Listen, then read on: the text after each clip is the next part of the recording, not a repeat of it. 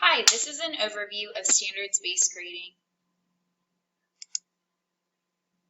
You may be wondering why change to standards-based grading. We first saw the need for this system when we asked students what the purpose of a grade is. They had trouble coming up with answers, and we found that students did not understand that the true purpose of a grade, as we know, is to measure student mastery of specific skills. We found that the traditional grading system is a one-size-fits-some grading system.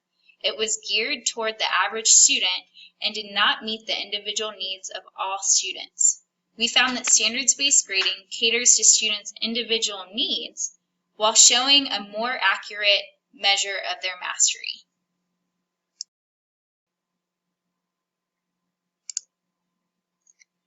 Standards-based grading focuses on the depth of each student's understanding of the content. This is measured through many different assessments throughout the course of a topic. This includes, but is not limited to, basic skills tests, homework, reviews, topic tests, and projects. So how does this look different than a traditional grading system? Well, in a traditional grading system, the grade was based on points earned on each assignment. We found that homework too greatly impacted a student's grade, sometimes falsely representing their true understanding. In standards-based grading, their grade truly measures their depth of understanding. Traditionally, the teacher sets the pace for the class, but with standards-based grading, students have more control and they can work at an appropriate speed for them. In traditional grading, students take tests on a specific day regardless of whether they have completed the work needed to prepare them for that test. Standards-based grading requires that students complete all their prior work before testing, and students can dictate when they are ready to test. Traditionally, students get multiple grades per topic, but in standards-based grading, only one grade is given per topic, and it corresponds with a rubric that will be outlined on the next page. This single grade reflects students' overall understanding of the topic in its entirety. We also see a shift from focusing on assignment completion to mastering a topic.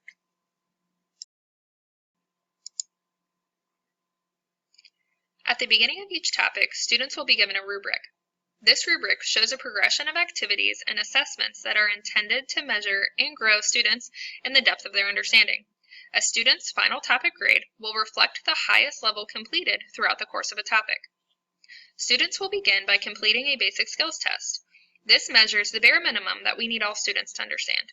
This typically does not include word problems, but rather basic computation. This shows that they are emerging in their understanding.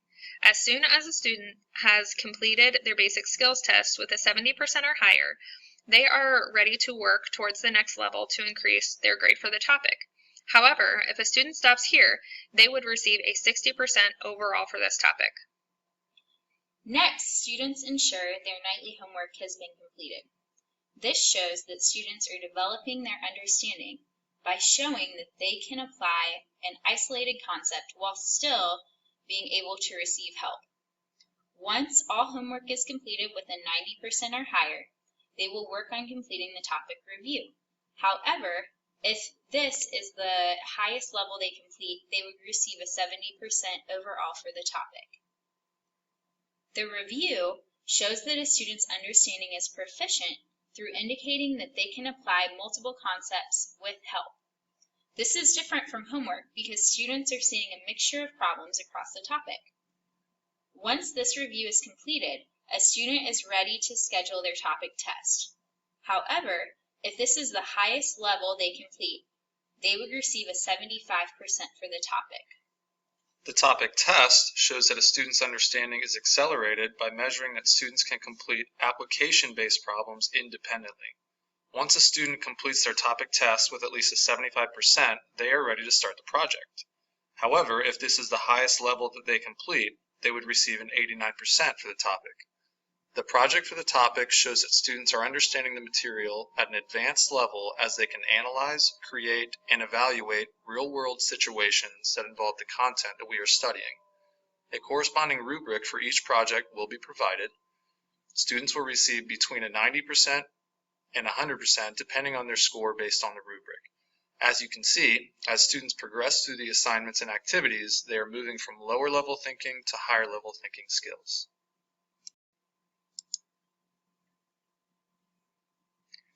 So what will this look like in our math classroom? A typical topic begins with instructional days that are very similar to a traditional classroom. Students will learn a lesson and should complete the corresponding homework the night that it is assigned.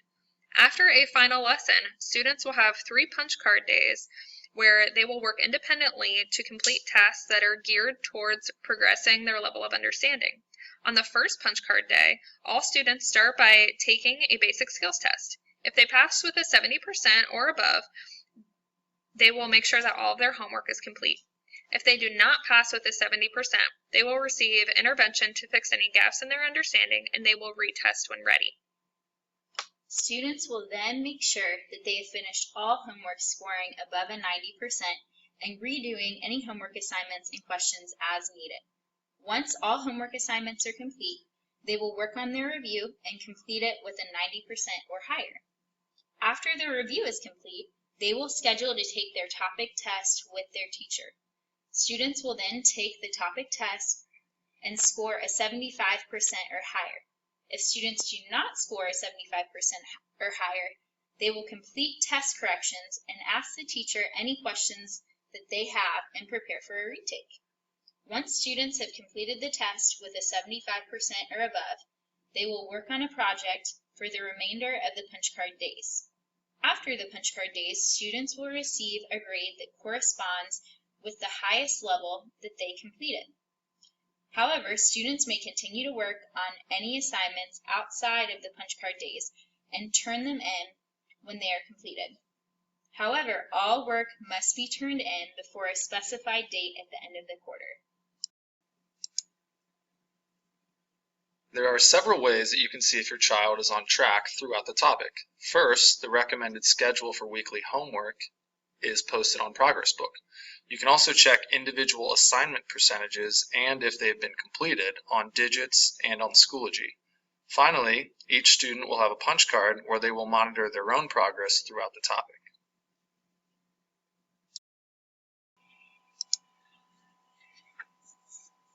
Standards-based grading provides many benefits to student learning. As discussed already, a student's grade is a true reflection of their knowledge. It is not skewed by homework completion.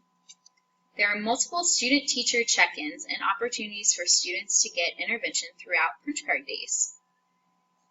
It will also prevent gaps in skills and knowledge. Students move on when they are truly ready, not just when the class is ready. And struggling students will receive intervention, while thriving students receive extension projects. Standards-based grading is student-driven and has been proven to engage and motivate students. Standards-based grading is beneficial to all different types of learners. For students that struggle, they really can't move on until they've mastered the previous level. This helps to ensure that they're not exposed to more complicated skills that they're really not ready for.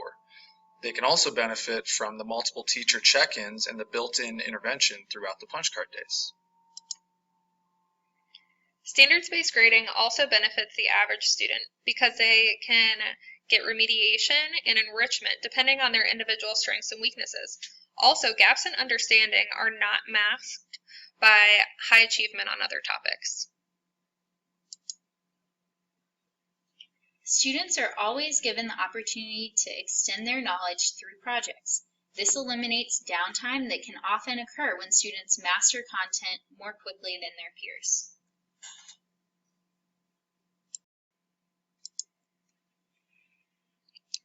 Before deciding to implement standards-based grading, we conducted a 1-month pilot.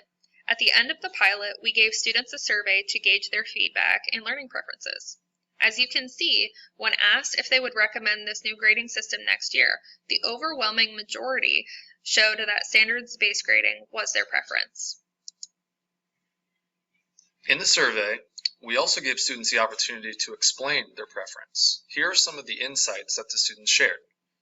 You should use the system next year because it allows people to learn at their own pace and not the pace of the teacher.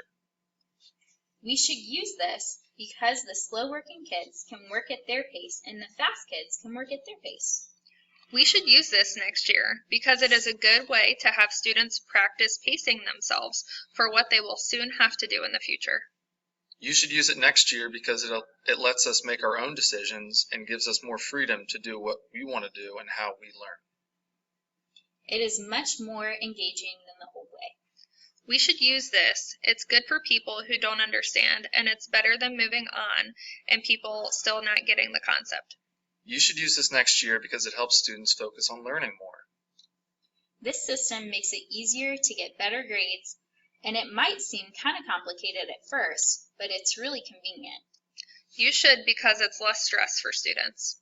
We should use this next year because it was a lot easier to remember all my homework, and I got to take the tests when I was ready.